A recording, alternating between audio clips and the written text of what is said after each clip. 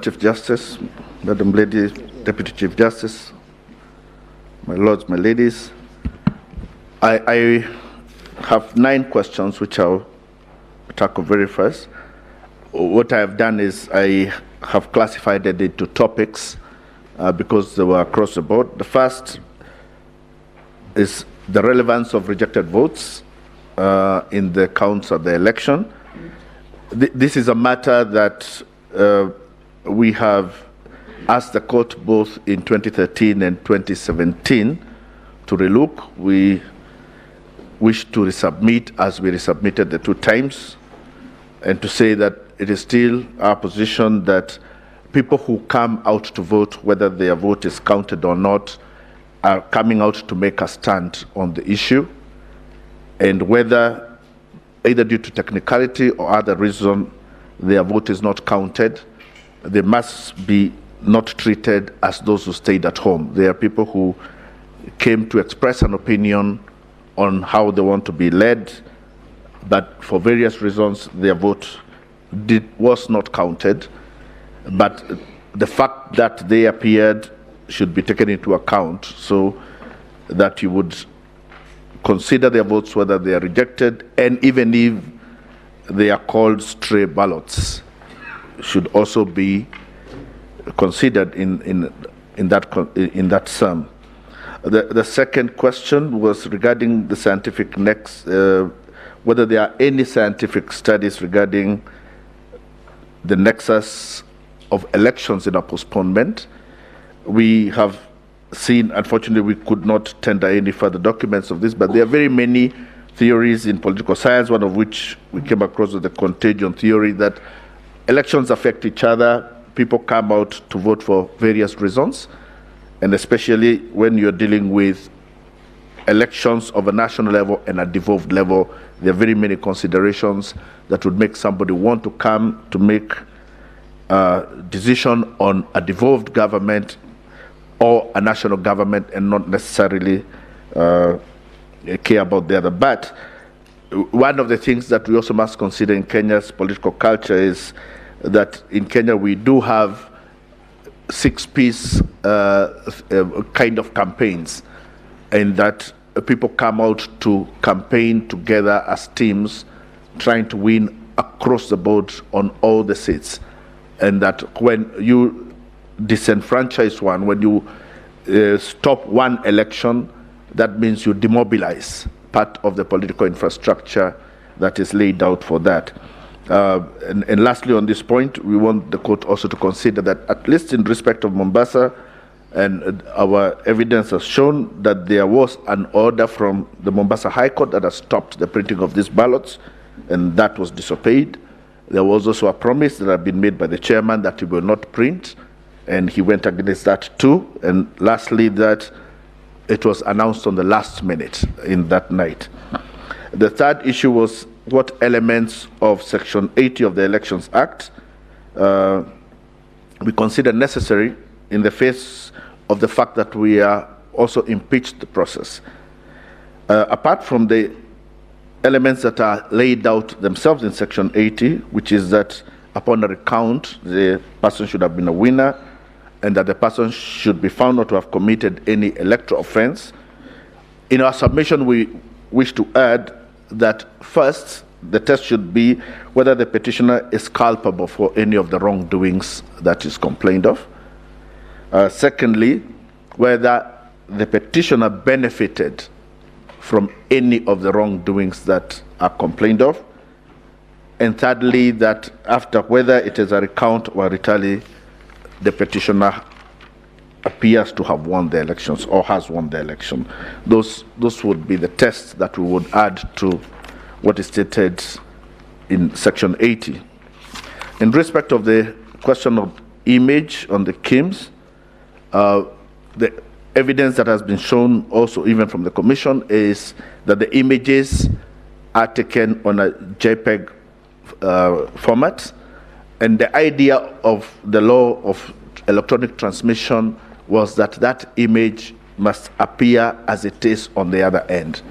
The issue here is that there appears to be a place at which that format was changed.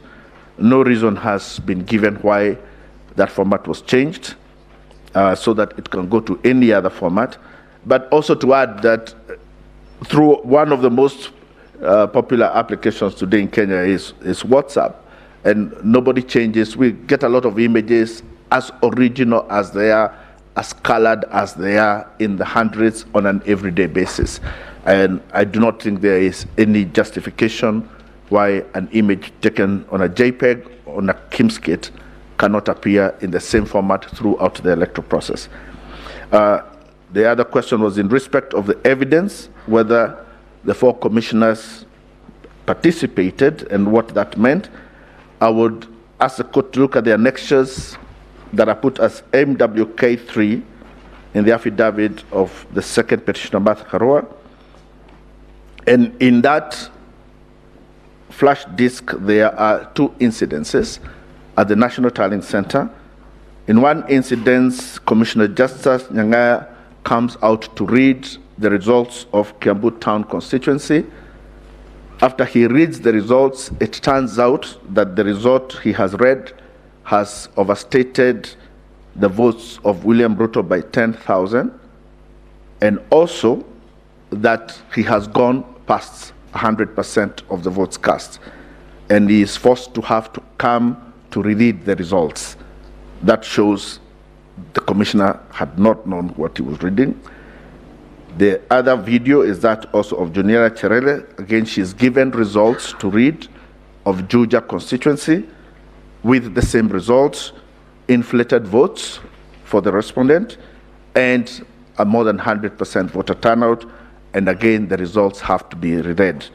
That would leave it to the commissioners themselves to explain. The other issue is about the constitutionality of Regulation 87. Now, first, our position is that a regulation or any act that is unconstitutional does not need the order of the court to be nullified. It is already nullified by Article 2. And at any time, it remains a nullity ab initio. The second issue to consider is the duty of every person, not just the court, to defend the Constitution as required by Article 3.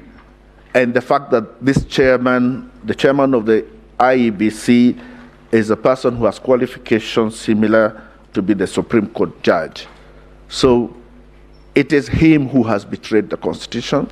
It is him who has seen a regulation which is so clearly unconstitutional, has refused to defend the Constitution, and instead feigned ignorance and purported to use an unconstitutional provision to exercise power. So on that basis, every action that is done on the basis of that regulation is itself unconstitutional. The other question was regarding why the 4 commissioners did not raise issues to the end. Again, that we will leave for the commissioners to decide, but we can profile 3 theories. One is the issue of the 89th minute penalty, that if you participate in a game and the wrong penalty is given on the 89th minute, you cannot be asked, why did you play all along? Sometimes it is the 89th minute penalty that shows the unfairness of the provision. It could be the last straw that broke the camel's back, or it could be a road to Damascus moment. In whichever fashion we look at it, it is an issue that is understandable.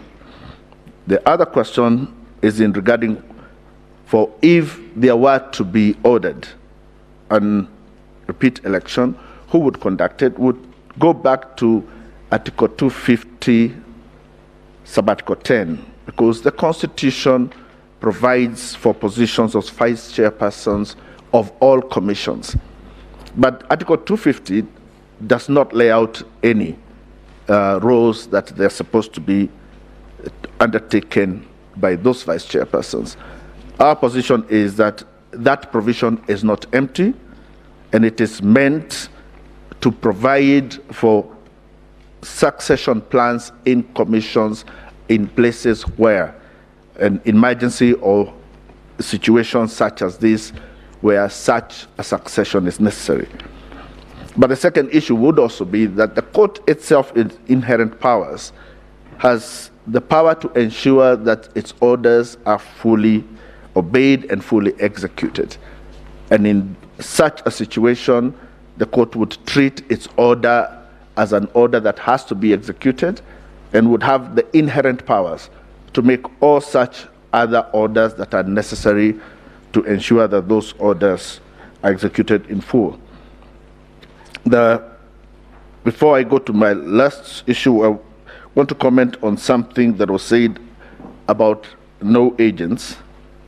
And one of the issues this court was told is that it appears there's a jurisprudence that is being built that where an agent does not appear from the other side, then the opposing side has a right to steal or a right to commit fraud, or somehow excuses the IEBC from any duties because there was no agent.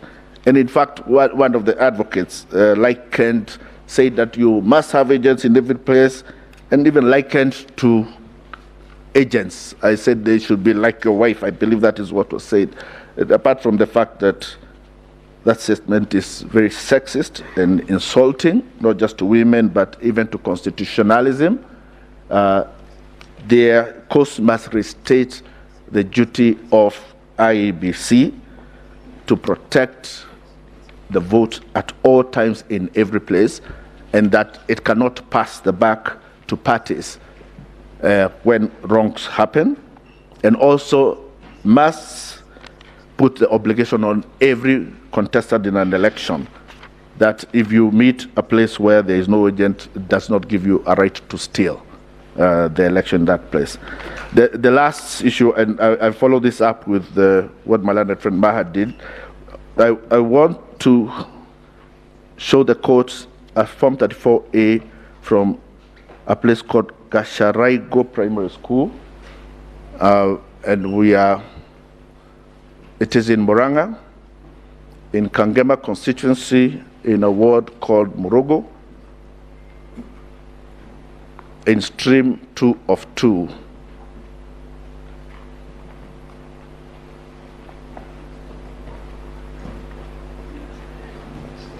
And this document is overlaid over some documents, but look at the left-hand top corner.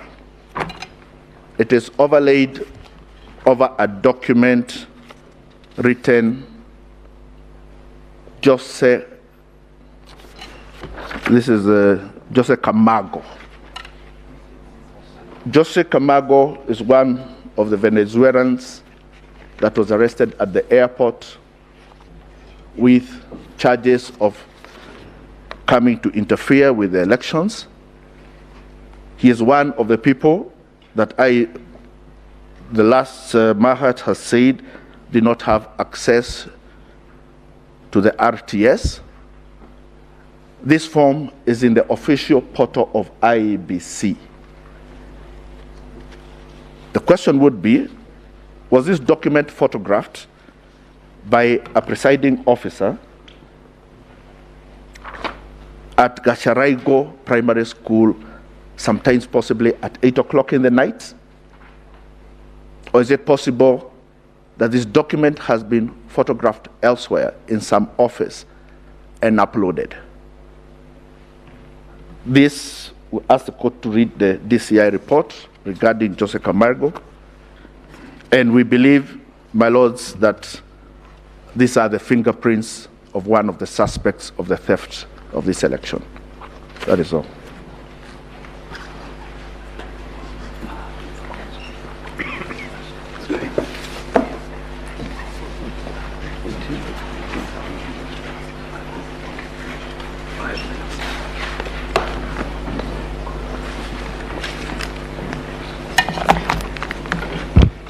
Good morning, my ladies and my lords.